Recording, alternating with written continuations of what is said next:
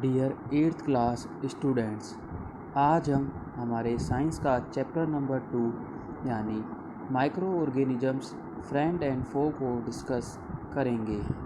यानी जो micro organisms होते हैं वो हमारे लिए फ्रेंड एंड फो यानी मित्र और दुश्मन की तरह कार्य करते हैं। You have seen several kind of plants and animals. However, there are other living organisms around us which we normally cannot see. हम कई सारे प्लांट्स और एनिमल को अपनी आँखों से देख पाते हैं। यानी हम अपनी नंगी आँखों से काफ़ी सारे पेड़ पौधों और जानवरों को देख पाते हैं, लेकिन कुछ ऐसे ऑर्गेनिजम्स होते हैं जिन्हें हम नंगी आँखों से नहीं देख पाते। उन्हें देखने के लिए हमें मैग्नीफाइंग ग्लास की नीड होती है। These are called micro organisms और माइक्रोब्स। उन्हें हम क्या बोलते हैं? माइक्रो ऑर्गेनिजम्स या microbes. For example, you might have observe that during the rainy season moist bread gets spoiled and its surface gets covered with grayish white patches. For example, हम देखते हैं जो ब्रेड होती है कई बार रेनी सीजन में उस पर क्या आ जाती है? फफूंद आ जाती है, यानी उस पर फंगाई आ जाती है, ब्रेड ख़राब हो जाती है। हम बोलते हैं कि ब्रेड बासी हो गई है। तो वो किसके कारण होती है? वो होती है फंगाई के कारण, यानी फफूंद के कारण। Observe these patches through a magnifying glasses. यानी जो ब्रेड में ग्रेइश वाइट पैचेस आ जाते हैं उन्हें हम किसकी सहायता से देख सकते हैं? मैग्नीफाइंग ग्लास की सहायता से। You will see tiny black rounded structure. हम ब्लैक टिनी राउंडेड स्ट्रक्चर को देखते हैं। Do you know what this structures are and where do this come from? क्या आप जानते हैं कि ये स्ट्रक्चर क्या होते हैं और ये कहाँ से आते हैं? तो ये स्ट्रक्चर कहाँ से आते हैं? ये फंगाई के कारण आते हैं, क्योंकि उसमें क्या होता है? माइक्रो ऑर्गेनिजम्स जो हमारे लिए अच्छे नहीं होते। नेक्स्ट हम पढ़ेंगे micro organisms. This observation show that water and soil are full of tiny organisms. यानी ऊपर जो एक्टिविटी दे रखी है, एक्टिविटी 2.1 और एक्टिविटी 2.2, उसमें पता चलता है कि जो पानी और सॉइल होती है, यानी जो पानी और मिट्टी होती है, उसमें टिनी ऑर्गेनिजम्स होते हैं। Though not all of them fall into the category of microbes.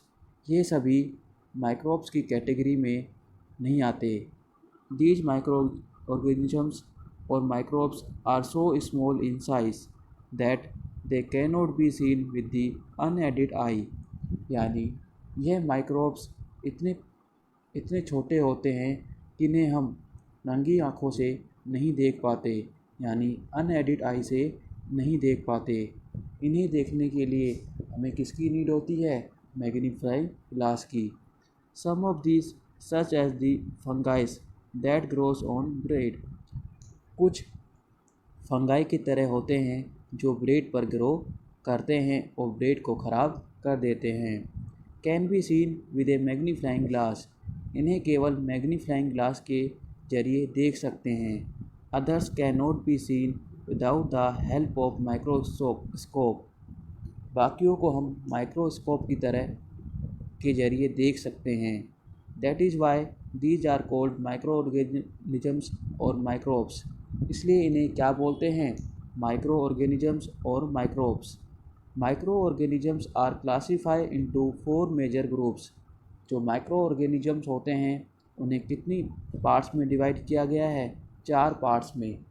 First है बैक्टीरिया, सेकंड है फंगाई, थर्ड है प्रोटोजो और फोर्थ है एल्गेई।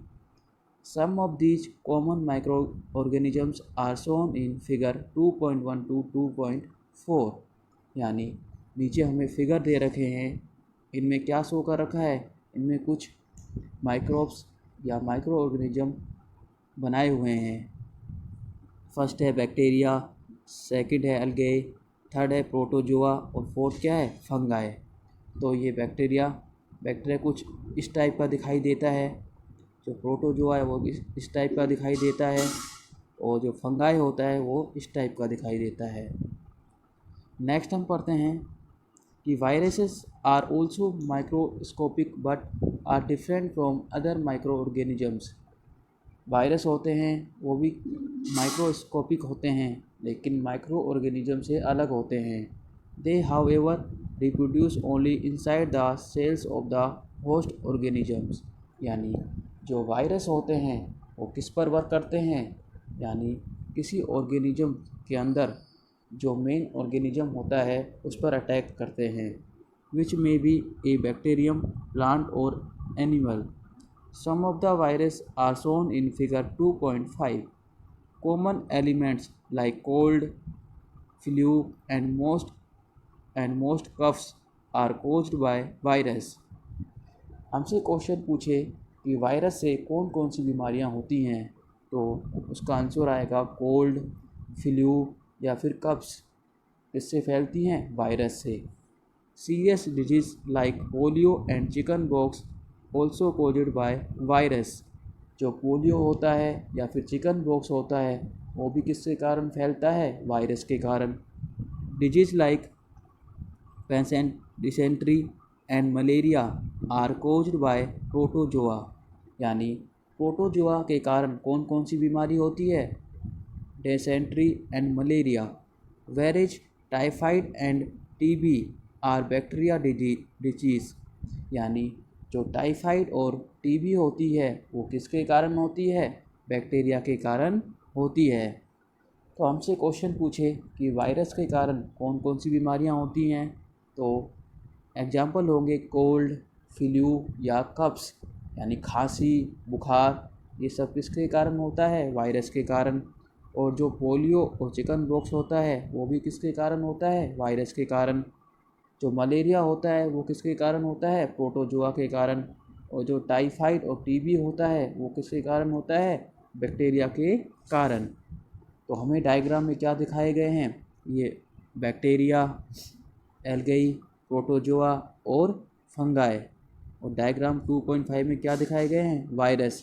तो वायरस कुछ इस टाइप के दिखाई देते हैं।